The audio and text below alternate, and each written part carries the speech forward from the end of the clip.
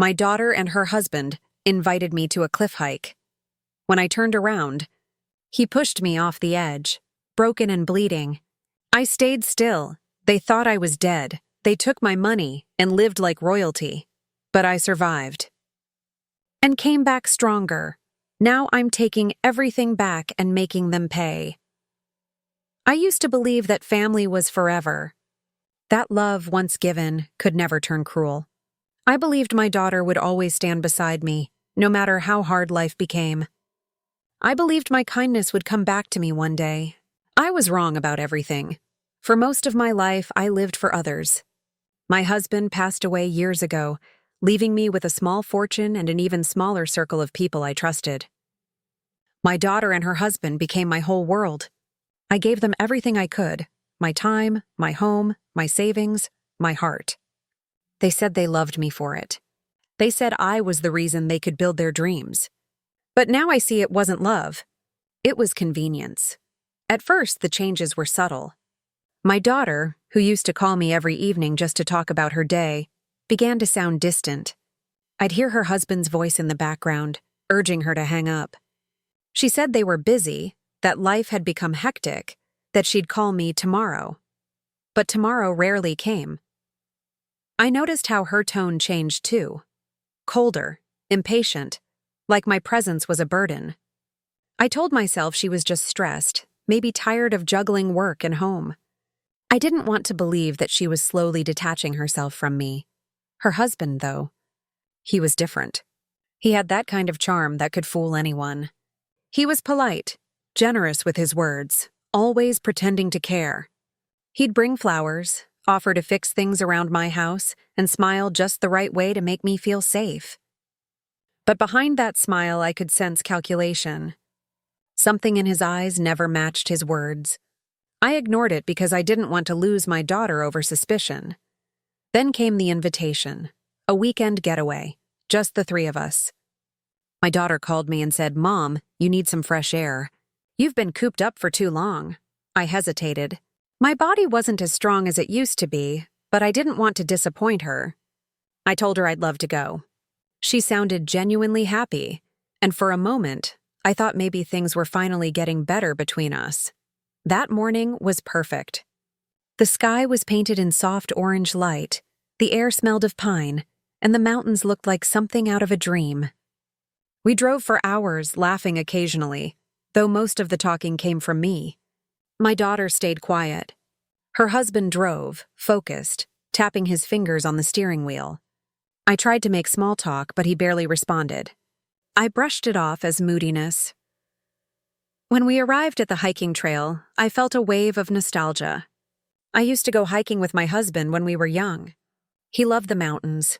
I smiled at the memory, unaware that this mountain would soon become my grave.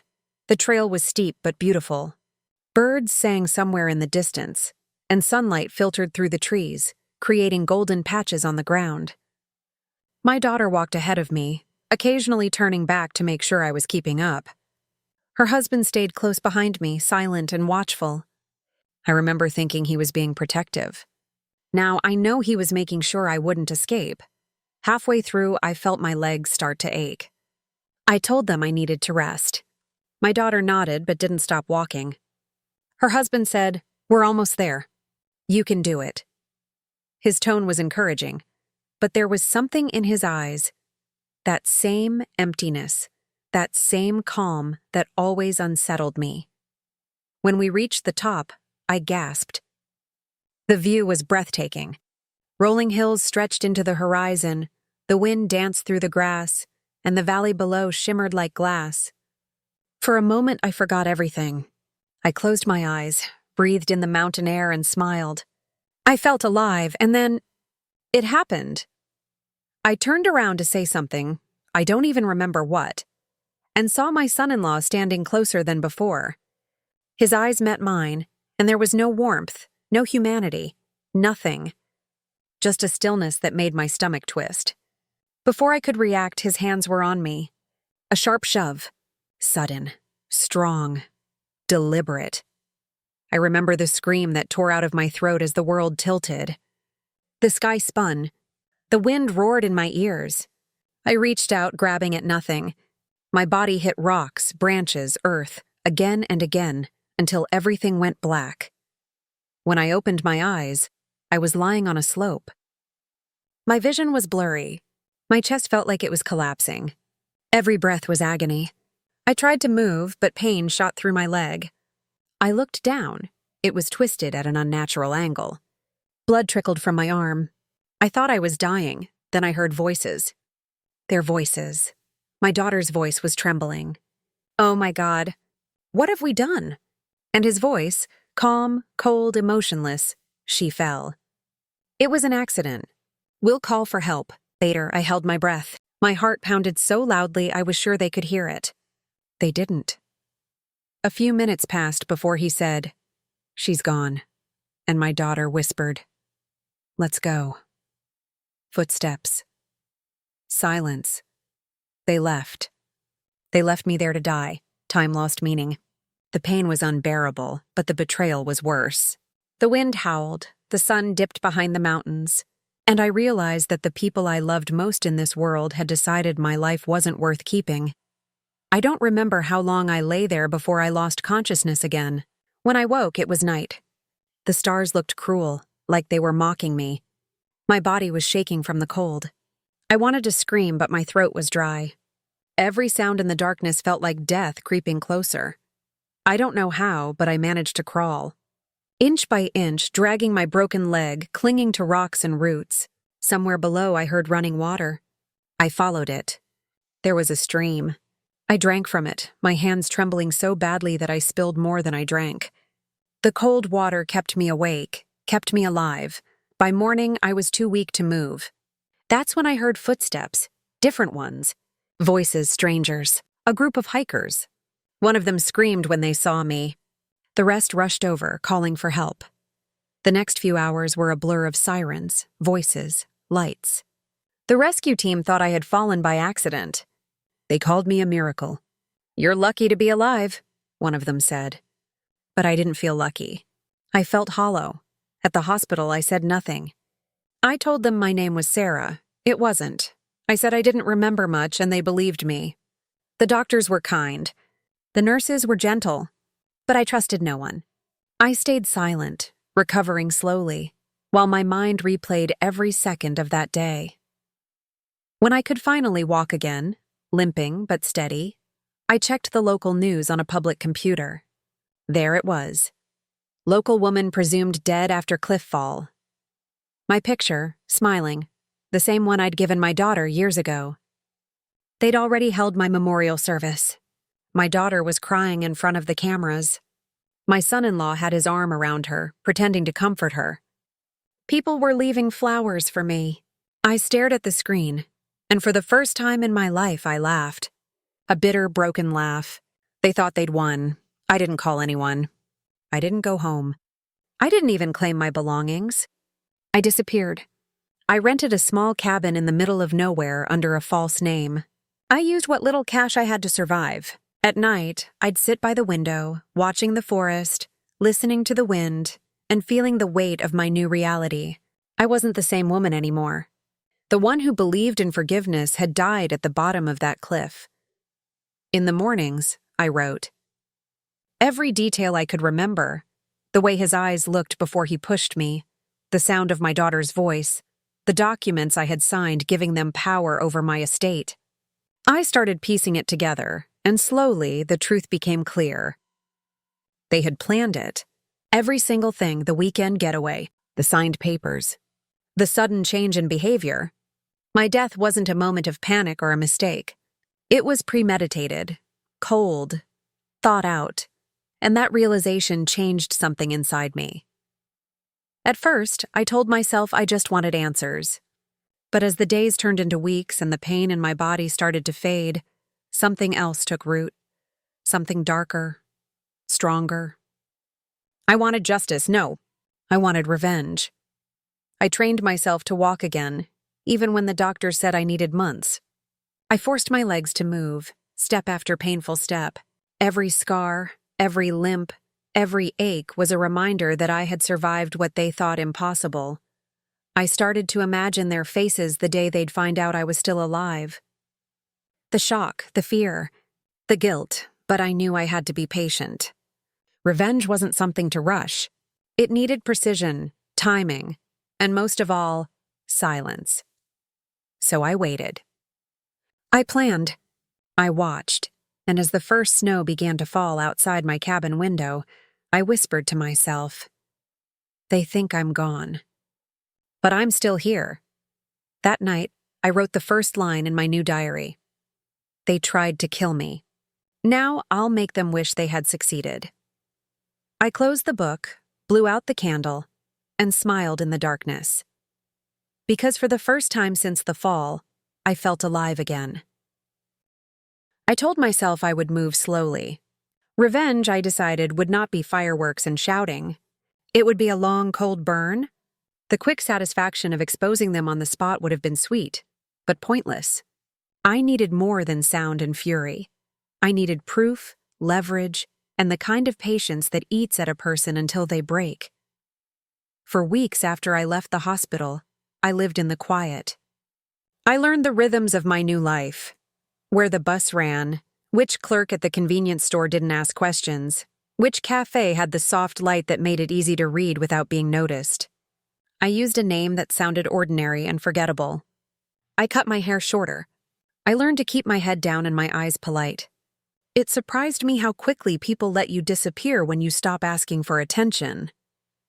At night, I stitched together the scraps of what I knew. The signed papers that gave them access to my accounts. The odd conversations I overheard when my daughter thought I was asleep. The way he'd always talk about sorting things out in tones that sounded suspiciously like numbers. The more I thought, the more pieces fit. They hadn't panicked. They had planned. Money, it turned out, changes people in ways that are slow and poisonous. I watched from a distance as my daughter and my son-in-law drifted into a life I no longer recognized. Photos on social feeds showed dinners in expensive restaurants, weekends at the coast, a new SUV that gleamed like a promise. They posted pictures with captions about new beginnings and honest work. Neighbors I once trusted started to look at them with admiration, the kind that masks jealousy and approval. It was sickening. I could have stormed into their perfect life and ruined it immediately. Instead, I did something more painful. I listened. I learned their schedule like the lines on a map. Their morning coffee run. The gym where he lifted too heavy and flexed for strangers. The office where she smiled and took calls with practiced grace. I learned the butcher who delivered to their door, the gardener who pruned their roses, the name of the accountant who handled their finances. The world they built around themselves was small, predictable, and full of connections that could be pulled one by one. I found allies I did not expect. A quiet woman at the laundromat who remembered seeing them by the bank. A young barista who slipped up and called him by the wrong name once. A neighbor who mentioned a delivery truck that arrived with boxes late at night. I collected these whispers like small coins, counting them until they were enough to buy something bigger. Certainty. One night, while pretending to warm my hands at a diner counter, I overheard a conversation that made my heart seize. The accountant, his voice like a buzzing fly, was lamenting a hasty withdrawal he couldn't reconcile with paperwork. He muttered about transferring assets to an offshore before the estate tax audit hit. My hands were numb with something that wasn't cold. The words offshore and signed authorization clung to me like a name I could use. I started to document everything. Photographs, receipts, a list of dates and times. I made careful copies of the pages I'd salvaged from my own papers, hiding them in places only I could find. I mailed anonymous tips to a lawyer I half remembered from years ago, and asked him discreetly to look into odd transfers tied to my name. I paid small amounts for background checks. I traded favors, bought loyalty with carefully planted kindnesses. I learned how to seed a trail without leaving a footprint of my own. While I built the outside, the paper trail, the digital breadcrumbs, I also built the inside. Every morning I forced myself through a series of tiny challenges. I would walk into crowded places and sit there, feeling the world press around me, letting the panic rise and then ebb. I practiced my voice until it sounded like a stranger's, the low, even tone of someone who had nothing to hide. I practiced smiling without hope, a soft thing that kept people from looking too close. My daughter was not an empty villain. Watching her from afar, sometimes sitting on a bench in the park while she pushed a stroller, I saw the lines at the corners of her mouth deepen like new writing. She laughed sometimes, but it was the laugh of someone learning how to act happy. She kept her hair perfect, her calls short, and her eyes a little too guarded when she thought no one was watching. There were nights she would look at photos of us, a birthday, a silly holiday, and her face would pale. Then, like a trained actress, she would fold her expression back into the thing she presented to the world and walk away. My son-in-law, though, slipped into villainy like a man into a warm coat. He took to dominating conversations at the office, offered his advice at dinner parties, and smiled with the kind of assurance that convinced others he belonged at the top. People listened to him. They trusted him. That made his cruelty more dangerous. It made him invisible. I would have liked to corner him in a moment of weakness, to watch the mask fissure and fall. But I had learned one hard truth. People who plan murders are careful with moments of weakness. They build safety nets. They buy silence. They buy smiles. And they keep receipts of everything. So I became careful too. When I moved close enough to see their house, a beige rectangle of lawn and polite hedges, I didn't approach. I watched the rhythm, the trash pickup on Wednesdays, the car that left for work at 7:15, the way my daughter watered her little herb garden on Saturday mornings. I timed their comings and goings like a clock that would let me open a safe. One evening, I risked more than watching. A man in a reflective vest, an errand runner I'd hired with a pseudonym, dropped off a small package at their front door.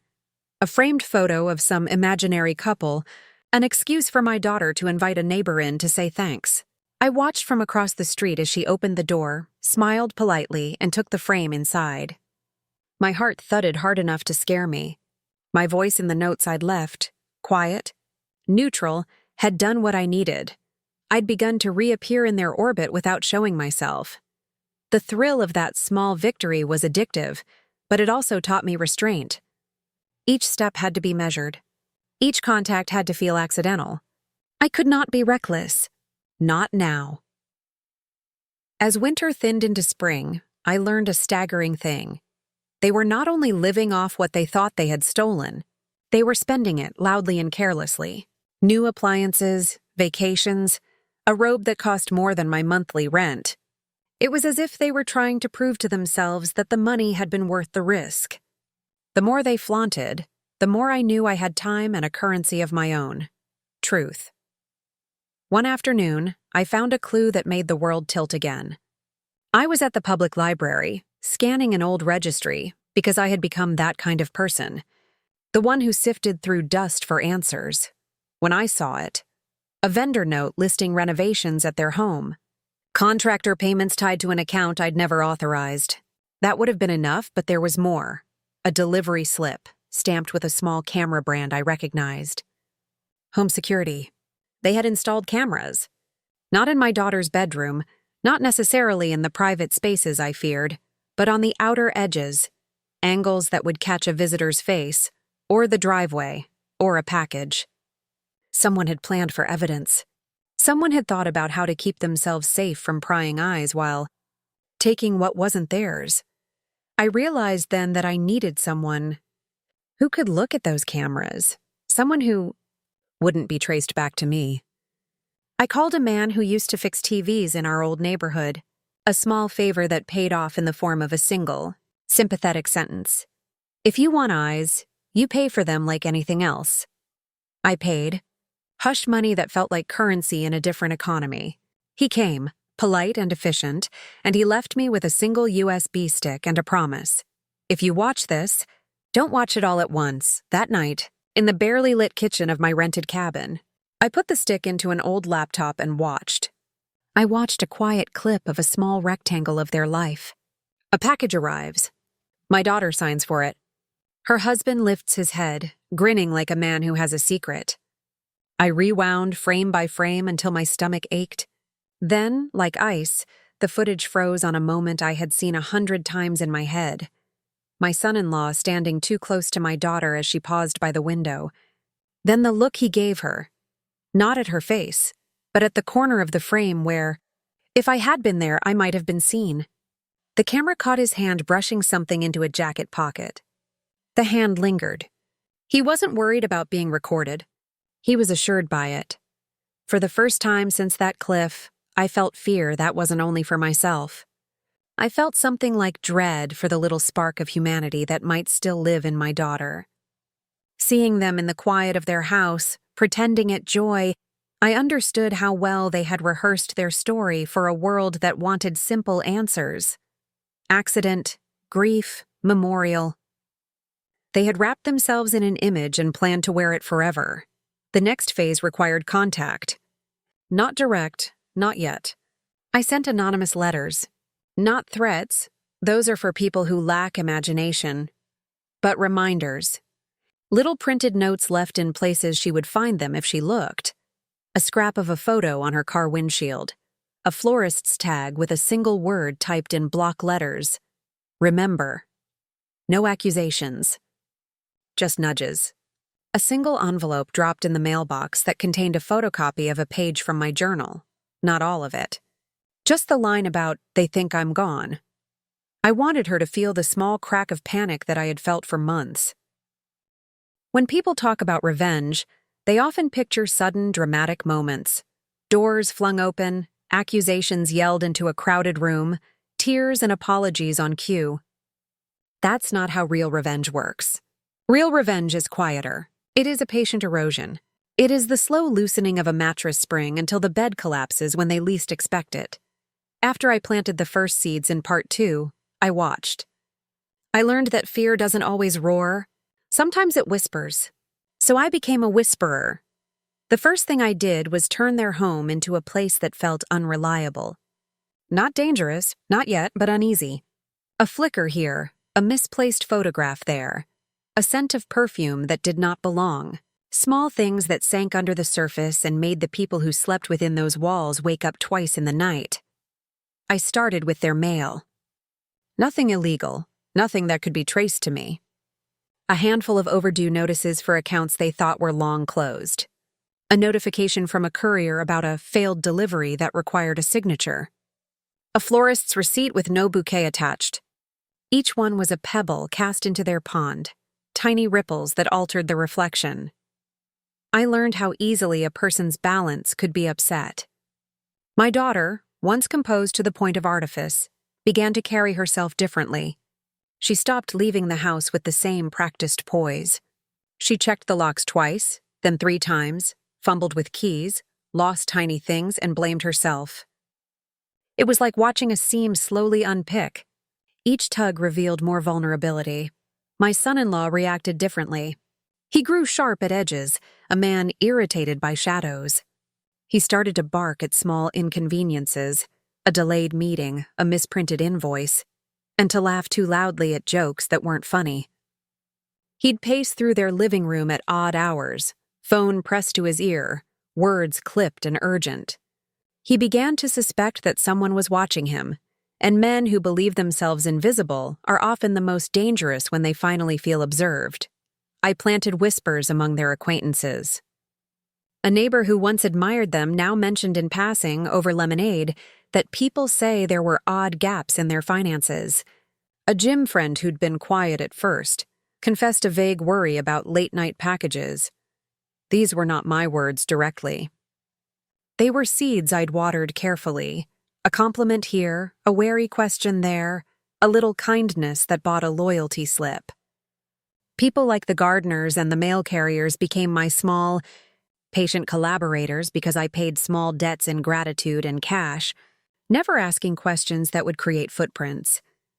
The camera footage I had acquired became my private anchor. Late at night, when the house slept and the snow outside blurred the world into white, I watched the clips again. I stopped on frames until I could memorize a face, a gait, the way my son-in-law set his mug down or how my daughter folded a napkin. I looked for habits, the human things that betray a person when stress arrives. And stress arrived. It came in the form of small, unnerving moments. Their dog, a baying golden retriever, started barking at nothing in the middle of the night. A candle once left burning was found melted into the table. At a grocery, a cashier swore she'd seen my daughter cry at the freezer aisle, though my daughter later claimed she was allergic to sudden thoughts. The town began to murmur. People notice patterns, they whisper. They check their doors. I did not accelerate. I tightened the screws slowly. People who have been given everything rarely suspect the slow theft of certainty. So I took their certainty. Then, the first big break. My son-in-law started making mistakes. The kind of heavy mistake that feels like a man used to covering small sins suddenly forgetting how to hide the bigger ones. He left a document on a cafe table, an invoice with numbers circled, an account number half obscured. I didn't touch it. I sat, ordered a coffee, slid the paper into my bag with the deliberate calm of someone who does not wish to be seen. I made a copy later, of course. I didn't confront him. Confrontation is for scenes. I wanted a courtroom, a ledger, an inescapable truth. My daughter began to sleep badly. Once composed and efficient, she now woke with the same expression that people wear when they have been surprised by grief, flattened and raw. She started calling in sick, missing small meetings, leaving their social circles. Her skin lost a certain glow. She stopped posting pictures of the smiling family on social media. The life they had curated was beginning to look like a photograph left in rain. I left her a note one morning. No threat, no accusation. A single line. Do you remember the cliff? I watched from a distance as she found it wedged in the windshield of her car. She read it and crushed it with a trembling hand, eyes darting like a bird's. She called in sick that day and sat on her kitchen floor, hugging her knees as the house hummed with the ordinary sounds of a life now brittle. Watching her break was not a pleasure without ache. She was still my daughter, after all, and there were moments when I recognized the small girl who used to braid my hair. But recognition does not excuse betrayal. It only sharpens the wound. As they frayed, I gathered evidence without their knowledge. I used the man who'd given me the USB to pull more footage when I could afford it. I hired a discreet private investigator with cash under the table to compile a dossier on the financial movements. The PI provided careful, cold lists, transfers, shell companies, dates that matched with vacations. I learned how the stolen money fed into their life. I learned names of people I could call, numbers I could trace, a map of complicity made of receipts and timestamps. The more I held, the more certain I became that a public reveal, if timed correctly, would drown them. But timing is a weapon you cannot wield without precision. I needed the perfect moment, enough evidence to make it undeniable, and enough psychological pressure to ensure their reactions would betray them further. Then the impossible happened. My daughter came to the garden early one morning and sank to her knees beside the herbs. She murmured to herself, not noticing me in the shadow across the street. Her hands were shaking. She held a small folded paper, and she read aloud in a voice so small I could barely hear, "We thought we were brave." She slapped the paper into the soil and covered it with dirt. I wanted to step forward. I wanted to call her name and demand the truth. But I didn't. The pattern of her sorrow mattered more than a single dramatic confrontation. If she had been forced into complicity, if fear and greed had married in her chest, I had to be the one who could untangle the threads. I kept my distance and let the threads pull taut. By the end of part 3, they were looking over their shoulders. Not yet frightened enough to run, not yet clever enough to hide everything. They juggled appearances and avoidances, like actors who have forgotten their lines. My daughter flinched at the sound of a mailbox. My son-in-law snapped at a gardener who'd asked about invoices. The world had become a little smaller for them, as if it had begun to close in. And me? I stood in the rain, notebook pressed to my chest, and I felt something I had not felt since the fall. The heavy satisfaction of movement. They had underestimated the thing they threw away. They had underestimated me. On the last page of my notebook for part 3, I wrote a single plan for what would come next. Make them confess to themselves. Make their own words bind them. The game had moved beyond tricks and into confession. Part 4 would not be sneaky notes or anonymous clips. Part 4 would be exposure, public, undeniable. But to expose them to the world, I would first need to expose them to themselves. There is a moment in every plan when patience must give way to action. You hold your breath, not because you fear what's coming, but because you have to be absolutely sure the timing is right. For months, I had built a quiet machine of proof and pressure. I had pieces of their lives cataloged in folders, on drives, and in the quiet mouths of people who owed me small favors. I had the camera clips. I had bank transfers. I had the little admissions scraped from sloppy tongues. It was enough. It was finally enough. I chose a family gathering to pull the thread, a casual Sunday luncheon they hosted to remember me. They had invited neighbors, co-workers, friends from church. It was the perfect stage, public, glossy, and full of witnesses. My daughter and my son-in-law would be surrounded by people who already believed their story. That would make the reveal sharp, like glass snapping under pressure. I did not walk in. That would have been too obvious. Instead, I arranged for my proof to arrive like a truth that could not be denied. An anonymous package to the host's house with a hand-delivered USB, another to the local TV station with a carefully composed note, and a sealed envelope for the family lawyer containing a copy of every paper I had recovered. I trusted the lawyer to act honorably, or at least to be frightened enough of the documents to do what the public would demand. The luncheon began with laughter and polite clinking of cutlery. My daughter wore the same face she had perfected for months, composed, fragile, whole. My son-in-law moved through the room like a man who had already rehearsed his victory, shaking hands, smiling, nodding. People spoke of me in the past tense, and their voices had the soft, shiny quality of people reading from a script. Halfway through dessert, the host's young assistant, a pale, nervous man who had received one of my packages, froze. He placed his hand on his throat and stepped away from the table. He walked into the host's study, the kind of space with heavy curtains and an even heavier sense of privacy. A minute later he returned, eyes glassy, and handed an envelope to the host. The room stilled. The air had weight. Someone joked to cut the tension with a toast, but the joke fell flat. My proof moved like a small, hungry animal. The host opened the envelope and then read aloud with a hand that trembled. This contains evidence of financial transfers, camera footage, and a recording of a conversation implicating Mr. He used my son-in-law's name, his full name, and the sound of it in that room felt like a gavel.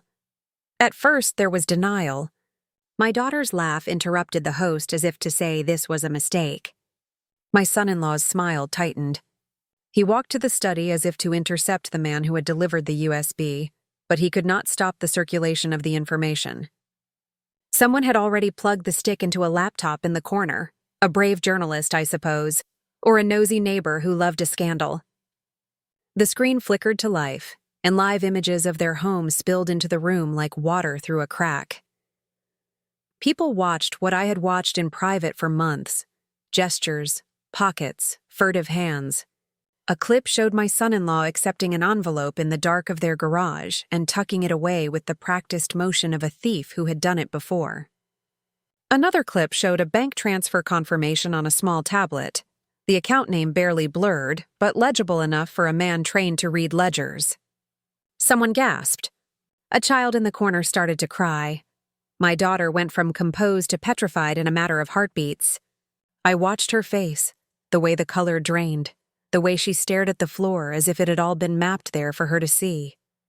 She reached for my son-in-law's arm like a woman trying to anchor herself to something that might still float. He pulled away a fraction. "It's impossible," he said, voice thin and hollow. This is forgery. We would never." A recorded voice cut through the room like winter wind. It was the recording I had obtained, a voicemail I had labored to get translated and preserved. In it, his voice was calm and precise, discussing times, dates, and the phrase that had haunted me: "Make it look like an accident." The room heard it. The room understood. Silence is a strange thing in a crowded room. It presses into you, fills the space between words, and gives weight to things that had been hiding behind polite sounds. Neighbors who had once brought casseroles and shared holidays looked at my daughter with new eyes. A woman who baked the best pies in town put down her fork and stared at the ceiling. A man I'd once waved to in the grocery aisle crossed his arms and said, "I don't know what to say." The veneer broke. I did not move. I sat far away in a rust-colored car, in a rain that began like grit and then became steady. I watched them through the window as some people left immediately, some sat in stunned disbelief, and a few reached for their phones. The storm of witnesses I had hoped for began to build. By noon, the local station had an emergency segment on the unfolding scandal. A reporter put my daughter's face on the screen, her eyes red and raw for the cameras. I had arranged for the second USB to go to the right desk, the desk that would play the footage live and call local authorities. I had done what careful people do. I had made sure the proof would circulate fast enough that they couldn't hide it under a rug. My son-in-law went quiet. He called his lawyer, and then, when the sheriff arrived, he was asked to come down to the station for questioning. He protested, of course. He called me by name in the interrogation room, an accusation wrapped in shock. And that very name, when I heard it on a live feed, changed the color of his voice. It became smaller. Someone on the feed said his hands trembled when they cuffed him. My daughter collapsed into a chair at the station. She refused to answer many questions.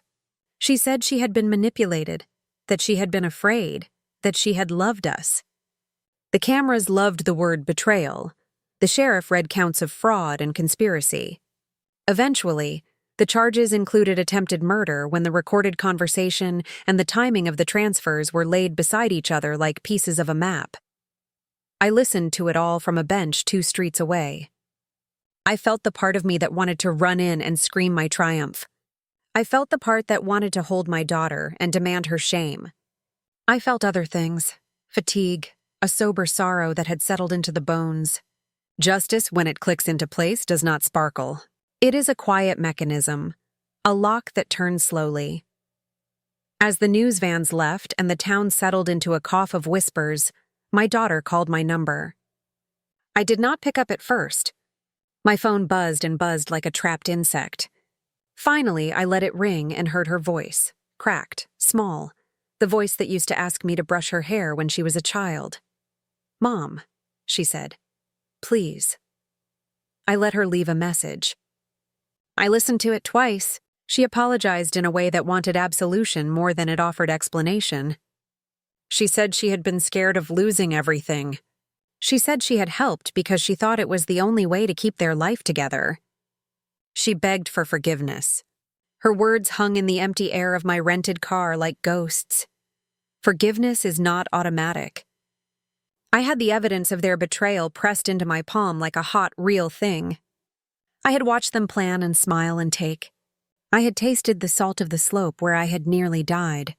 I had trained my legs to walk again through pain. Forgiveness would not be a single step. But there was something else. A small voice inside me that remembered tiny hands and bedtime stories and scraped knees. I found it difficult to hate someone who had once been a child. The complexity of love and hate sometimes sits on the same bone. The sheriff called with updates. My son-in-law was being held on a high bail. The family lawyer called for private mediation. The town watched as the narrative shifted from sympathy to scandal. I had expected triumph to feel like victory. Instead, it felt like a hollow bell in a small church. I drove home that evening with the rain softening to a drizzle. The lights of the town blurred into ribbons. I thought of the next step. The evidence had been revealed. The legal wheels would turn slowly now, and there would be court dates and depositions and a public unspooling of a life I had once loved enough to breed from my own bones. Part 4 ended not in a neat confession, not even in a dramatic courtroom apology. It ended with the sound of phone lines, lawyers planning strategy, and my daughter's name on a list of witnesses. It ended with my son-in-law in a holding cell, his confidence broken, but his arrogance still humming somewhere beneath the surface. I had exposed them, but exposure is only the beginning. Paper and footage could topple an outward life, but some things live inside the bones. Part 5 would decide whether I would break them completely or leave them to rebuild the ruins of a life they had stolen. I closed my notebook and wrote one line for the next chapter. Finish the work. Take everything back, but not in haste. There are endings that tear like cloth and endings that close like a book. I had imagined both 1,000 times. The dramatic shattering, the public undone, the private collapse. What I did not expect was how quiet the final act would feel when I finally stood at its edge. After part 4, the world around them had already begun to crumble. Court notices arrived like slow thunder. Friends who once nodded politely at dinner now kept their distance. Contracts were postponed, business partners made excuses, and the bright new life they had bought with my absence dulled at the edges. Paper does not scream, but it suffocates. I continued to gather what I needed. The last bank statements, a trail of receipts that showed how far their spending extended beyond any honest income. Witness statements from people who had finally admitted they remembered odd late-night meetings. And the recordings I'd scraped together piece by careful piece. I worked with the lawyer I'd once trusted as a favor and with the quiet men who still owed me kindnesses. Everything was assembled in a way that left no comfortable corner for their story. When the prosecutor finally sat down with me, she was a woman with precise hands and a voice that did not waver. She laid out the charges: fraud, conspiracy, attempted murder, and the long list of smaller counts that stemmed from the main ones. "We can take this to trial," she said, "and make your voice the one that can't be ignored." Her eyes met mine, and in them I read the same tired hunger I had felt for months. Justice, when real, makes arrangements for everything. I did not want the trial to be a spectacle. I wanted it to be a slow, undeniable reveal where their choices would be shown in clean, bureaucratic language, and where witnesses would place their small, private truths on the record. Trials take time. They consume money and breath and leave people raw. I knew this. I also knew that the public accounting of their life would do something that private fury could not. It would force them to face their own actions through other people's words. The day the trial started, I sat in a back pew. I wore a simple coat and let my hair be what it had become, silver and practical. When my daughter walked into the courtroom, her face seemed thin, as if the world had been pared away until only the outline remained. She avoided my eyes. My son-in-law's shoulders were tight, the swagger gone. They had the look of people who had learned how to dress for dinner parties, but not for a room full of facts. Witnesses told small truths that, when strung together, became a rope. A contractor read invoices aloud. A bank clerk confirmed transfers. A neighbor gave an account of a late-night delivery. The prosecutor placed the recordings on the record. There was no dramatics, only detail, dates, sums, signatures. The facts are merciless when presented patiently. My daughter took the stand. She spoke of confusion, of pressure, of fear. She said the choices had been made in a haze of anxiety and a desire to keep a life that terrified her to lose. There were moments when she looked like the child who once learned to tie her shoelaces, and I wanted to step forward and cradle that smallness. But then I remembered the push, the rocks, the black sky. I remembered lying alone thinking of her face as it watched me go. The jury deliberated and returned with a verdict that did not feel like vindication so much as accounting. My son-in-law was found guilty on multiple counts, the sentence severe enough that his name would be tied to it for years. My daughter's plea and her lesser role earned her a different fate: a stern sentence, community service, and the slow unpicking of whatever privileges their actions had bought. The law did what law can do. It punished and it recorded. It did not repair everything that had been broken, but it made an undeniable public ledger. Outside the courthouse, cameras flashed and people shouted questions. Some called for mercy, others called for blood. My daughter begged my forgiveness on camera. She looked at me as though she were asking permission to survive. For a moment, the urge to give her absolution was raw and honest. Then something steadied inside me.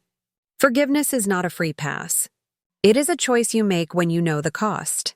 I did not throw accusation at her. I did not scream. I gave her something else. A small, unembellished statement that I had written and handed to her lawyer. It said that I would not seek further financial retribution beyond reclaiming what had been stolen and ensuring the child, the innocent thread that had been pulled into their mess, would be provided for. I wanted to close the ledger with clarity, not endless hunger. With the legal battles settling, the rest of my work became simple and domestic.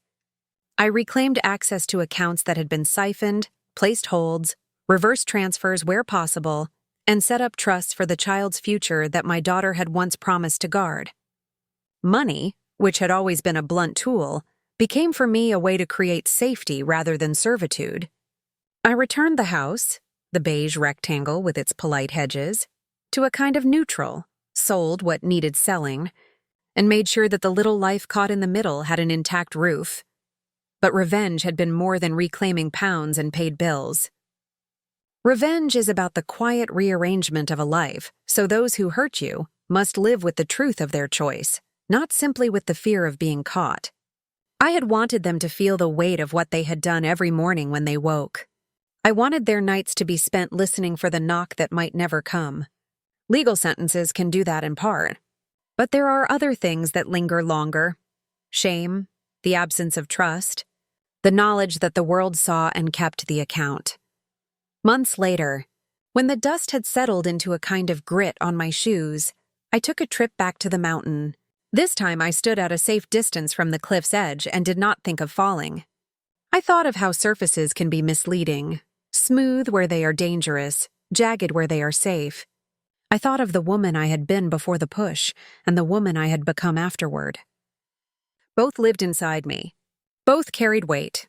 On a gray day in late autumn, my daughter came to my door. She stood on the stoop like someone who did not belong in the sunlight. Her face had the neatly learned humility of someone who had been through proceedings and come out the other side chastened. She asked for a moment. I let her in. She did not ask to take back what had been done. She asked only for a chance to prove she would live differently. I listened. She spoke of the nights she had cried, the bills she had set right, the therapy she had finally been forced to go to. There were no excuses left in her voice now, only an honest, exhausted contrition. Our conversation was small and careful. I did not forgive with a flourish. I did not pretend the past would smudge like rain on glass. Instead, I gave her something more useful: boundaries. I told her what I would accept and what I would never tolerate again. I set terms for visits with the child, for financial interactions, for honesty. Forgiveness, if it came at all, would be earned in work and years, not in words. Her son, my grandson, still loved me with a steady, unknowing heart. He came over sometimes, shy and bright, and asked too many questions. I answered with small truths that matched his age, that sometimes grown-ups make big mistakes, and sometimes they learn.